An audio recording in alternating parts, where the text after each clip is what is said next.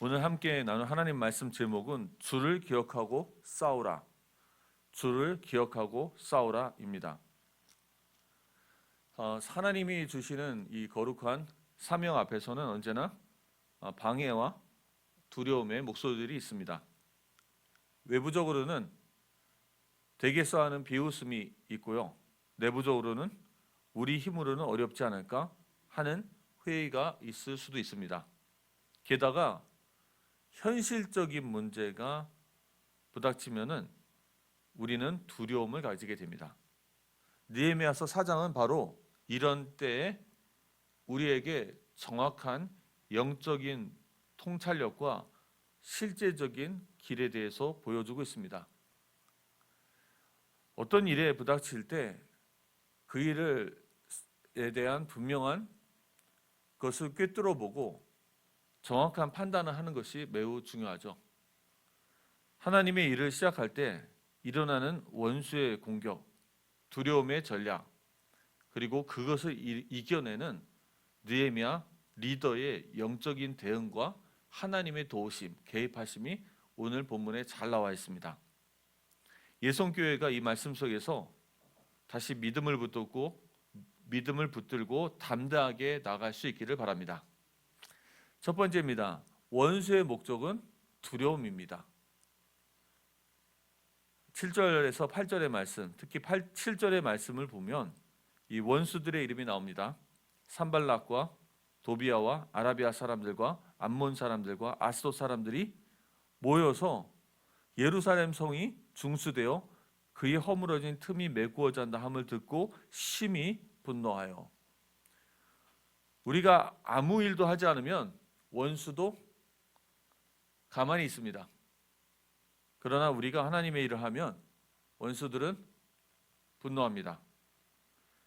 오늘 성벽이 연결되고 있습니다. 허물어진 틈이 메꾸어지고 있습니다. 사단의 방해는 더욱더 심해지기 마련입니다. 8절에 보면 다 함께 꾀하기를 예루살렘으로 가서 치고 요란하게 하자 합니다. 1절부터 6절의 말씀은 단순히 조롱과 비웃음의 부정적인 말뿐이었습니다. 그러나 이제는 실제적인 위협을 주고 실제적인 위협을 가하고 있습니다. 우리가 부닥치게 될 현실적인 경제적인 손실, 체력적인 손실, 심지어는 생명의 손실 등을 생각하면 이제 이 상황이 달라진 거예요. 이전에는 그냥 기도만 했는데 지금은 단순히 기도하고 말의 고백만으로는 우리 마음속의 두려움을 떨쳐낼 수가 없습니다. 결국은 두려움은 우리에게 포기를 가져옵니다. 저희가 중국에서 사역을 하면 제일 많이 싸워야 될 적은 두려움입니다. 왜냐하면 그 나라에서는 복음 전하는 모든 것이, 저희 선교 행위 모든 것이 불법입니다. 2008년도에 사스 때 북경에서 저희가 사역을 하고 있었어요. 외국 선교사들도 다 자기 나라로 돌아갔습니다.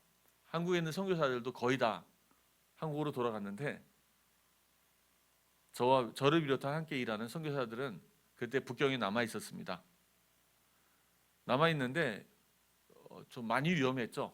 막 아파트마다 다 격리돼서 막 줄로 이렇게 묶어 있고 격리되고, 그런 어려움들 속에서 그 다음날 예배를 드리는데 어떤 한 자매로부터 전화가 왔어요.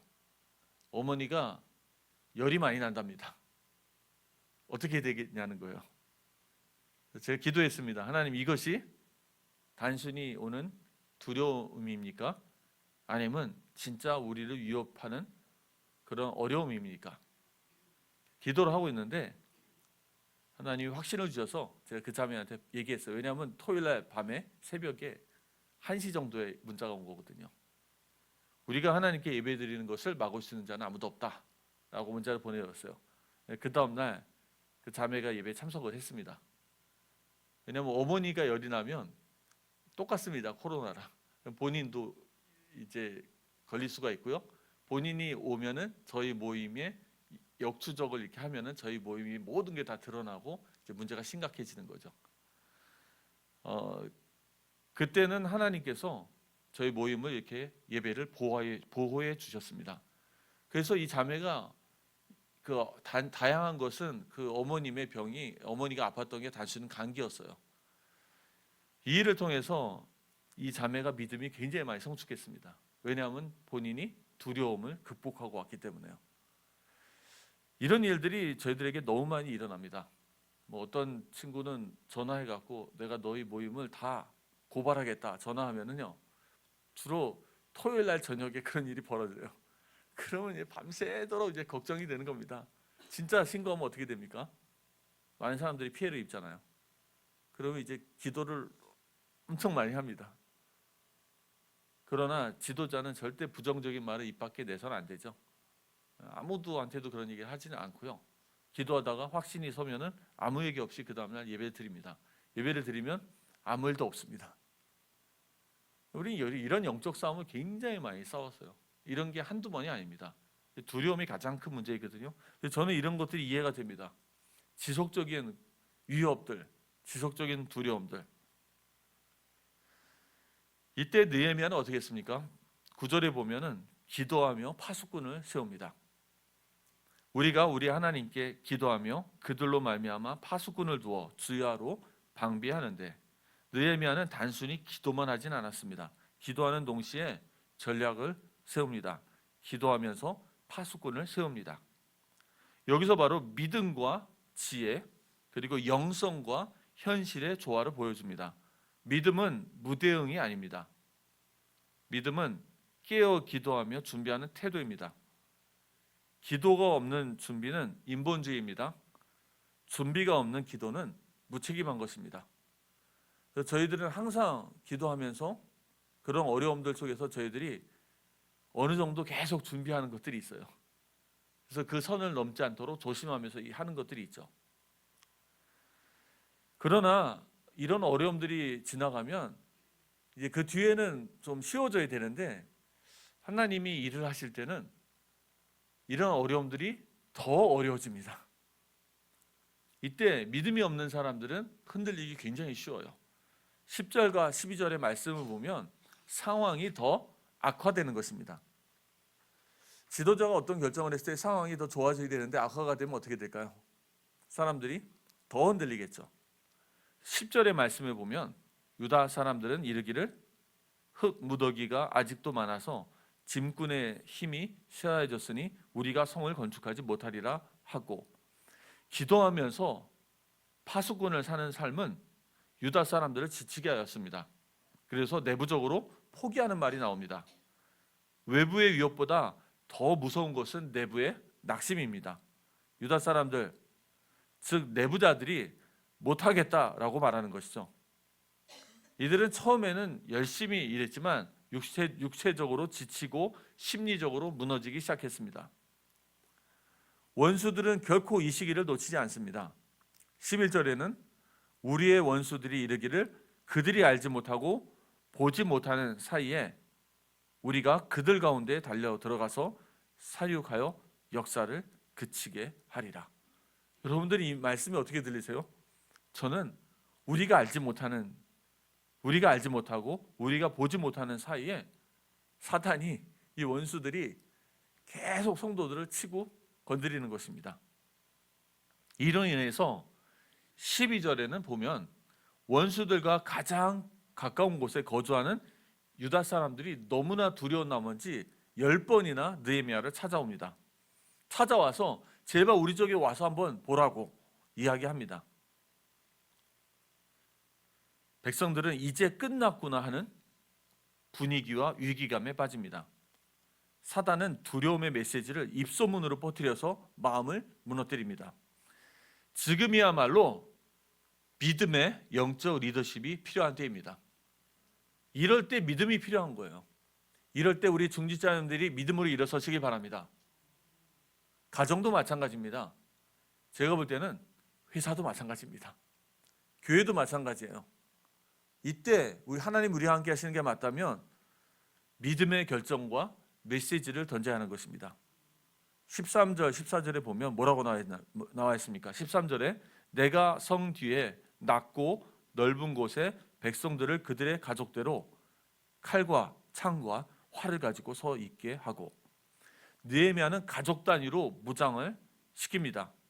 믿음의 전쟁은 홀로가 아닌 공동체가 함께 서야 합니다. 14절에는 말합니다.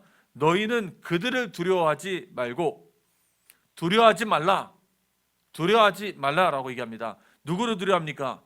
지극히 크시고 두려우신 주 하나님을 두려워하라.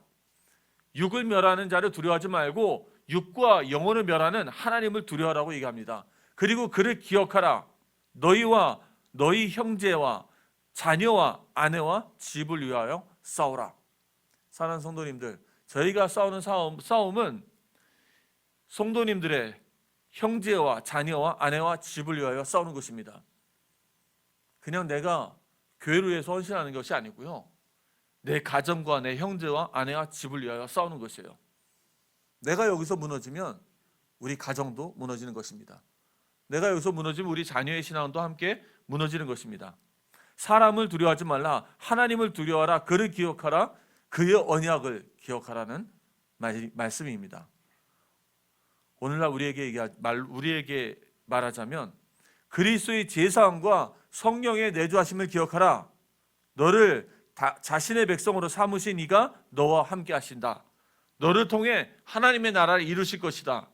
그러므로 두려워하지 말고 담대하라. 기억하라. 하나님이 예전에 이스라엘을, 교회를 어떻게 인도하셨는지, 그리고 싸우라 라고 명령하시는 것입니다. 우리의 싸움은 나의 사리사욕을 위한 것이 아닙니다. 형제와 자녀와 아내와 집의 생존과 번영을 위해 싸우는 것입니다. 그러므로 강한 여호와의 군대는 싸움을 두려워하지 않습니다. 사랑하는 성도님들, 예성교회가 강한 여호와의 군대로 세워질 줄 믿습니다. 시편 20편 7절에 보면 어떤 사람은 병거, 어떤 사람은 말을 의지하나 우리는 여호와 우리 하나님의 이름을 자랑하리로다. 이때 하나님이 이 사건에 개입하십니다. 현실의 위협은 실패되어집니다. 하나님의 역사는 계속되어집니다. 15절에 보면 우리의 대적이 우리가 그들의 의도를 눈치챘다 함을 들으니라. 하나님이 그들의 꾀를 패하셨으므로 우리가 다 성에 돌아와 각각 일하였는데, 하나님은 역사하셨습니다. 하나님이 그들의 꾀를 패하셨습니다. 그러므로 대적의 꾀는 실패하고 하나님의 백성은 다시 각자의 자리를 지킵니다. 비록 위기는 끝나지 않았습니다. 그러나 우리는 믿음으로 승리했습니다. 비록 외부의 공격이 있었지만 내부의 질서와 헌신은 유지되었습니다.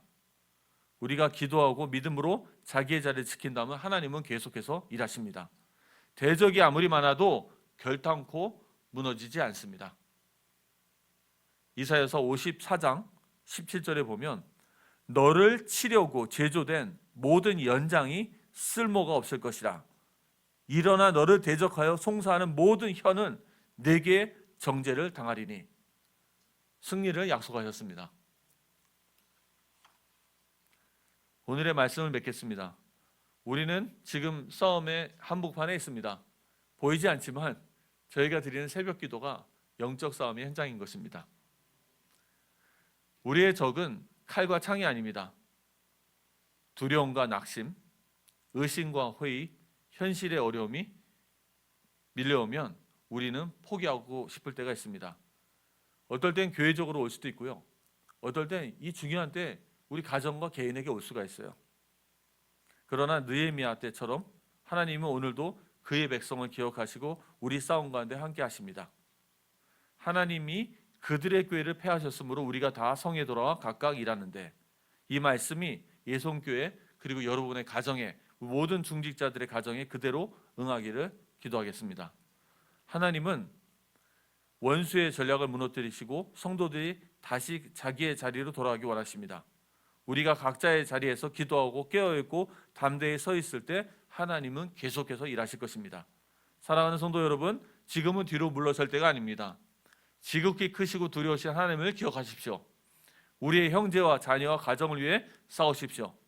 예성교회는 이 싸움을 통해 더욱더 견고한 성벽을 수축할 것입니다. 그리고 하나님은 이 성벽 위에 자기 영광의 깃발을 세우실 것입니다.